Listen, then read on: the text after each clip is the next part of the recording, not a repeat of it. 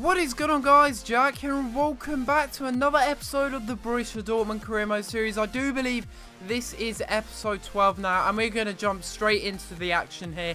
Going into a game against FC Augsburg in the Bundesliga. As you can see there, we've pretty much got a fully strengthened side, apart from the fact that we don't have our star centre-back Hummels. He was out with an injury, so we are giving Callas his debut in this game in the Bundesliga against Augsburg. Not really sure too much about Augsburg in real life, but in this game, they aren't doing too great. I mean, they're in 11th, so I guess that's a mid-table finish for them, and that's probably what they are looking for this season. Don't know much about their players, apart from Hong Yong-ho at the centre-back position and Halil out on top, as well as Timo Werner as well. So I do know a little bit about their team, but apart from that, I really don't know many of the players in their team, don't really know how strong their team is, and overall, I'm not really sure how well they were going to do in this match. I was a little bit sceptical.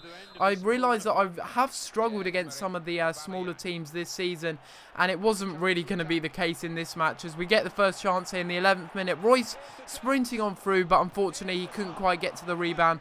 Really good save from the keeper to deny us and keep the score at 0-0, but really, we were having all the chances in the first 20 minutes of the game. We were threatening their goal, and it was only going to be a matter of time before we got a chance on goal. As you can see here, Mobley doing a lovely over-the-top ball over to Mkhitaryan. First time finish, and that is his 5-star weak foot coming into play once again. I do believe he is right-footed, but it's still very handy because it means that he will be able to finish on both feet if I do need him to.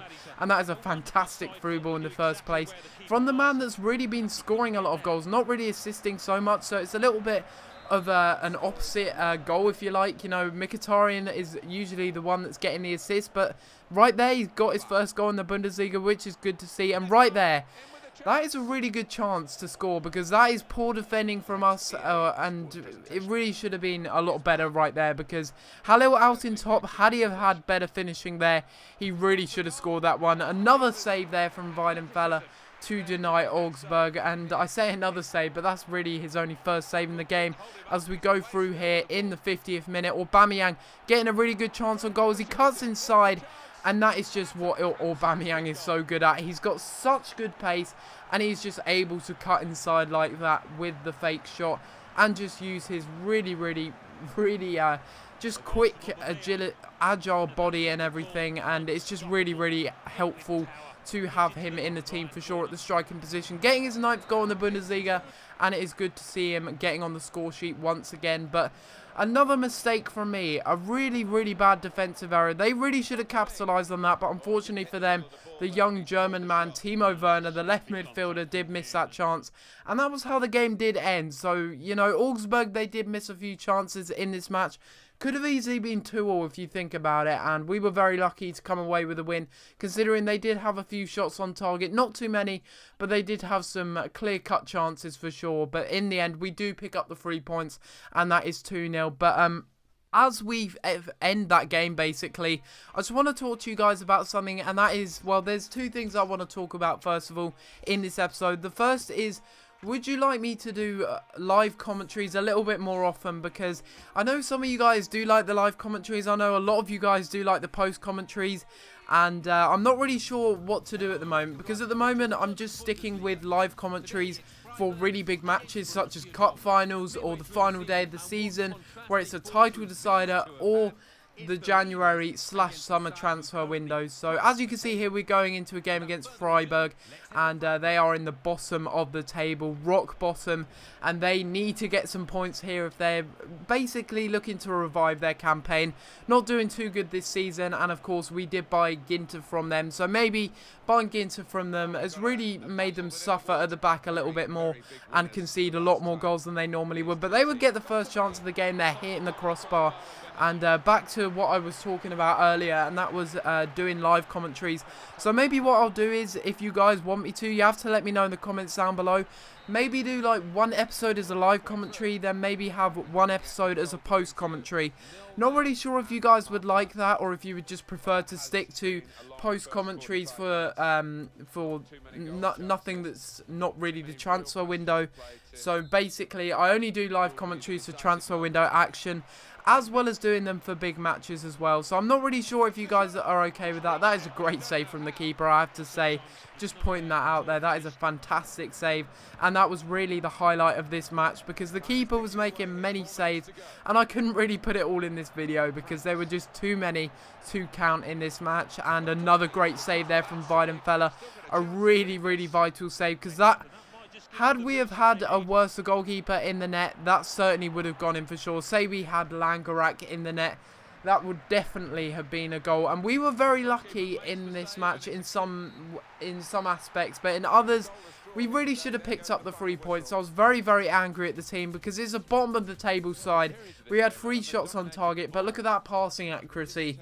It's just seriously not good enough, and it's seriously got to improve in some of these games, because I seem to be playing really well against top of the table sides, but when it comes to bottom of the table sides, they just seem to really push forward, and it's pretty obvious why they do that, because they're more desperate for the points than I am, basically. As you can see there, Bayer Leverkusen are only 4 points behind us as we go into this game against Mainz.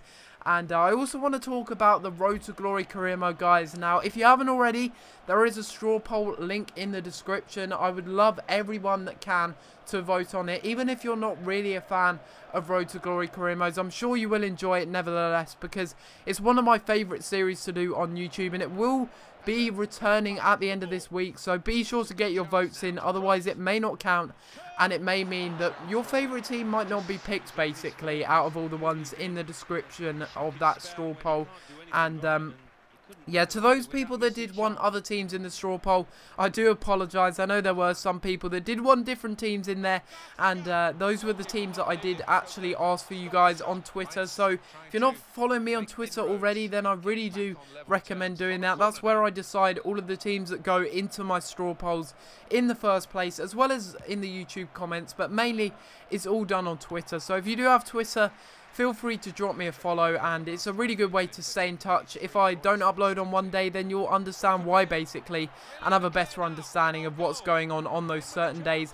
And you can see that we are going into this game against Mainz, and I do believe they were the team that did beat us at the beginning of this season. So we were looking for some revenge, as we do an over-the-top ball here to Immobile, and he makes it 2-0 there just before half-time, and that was literally the last bit of action before the first half ended. And we were having a few chances in this game, and it was good to see that we were getting a bit of revenge on Mainz, because they were having a few chances in the first game against against them, and of course they did pick up a penalty early on in that match, pretty much the first game of this series. And yeah, it was a very frustrating one indeed to get that loss, but we've only had one loss this season. And that really does bring me on to one more thing that I do want to talk about. And this is the last thing, I do promise. But basically, it's... do I up the difficulty? That's really the question. Do I up the difficulty now? I might experiment and give it a go on Legendary. Not really sure if you guys feel that I should do that at the moment.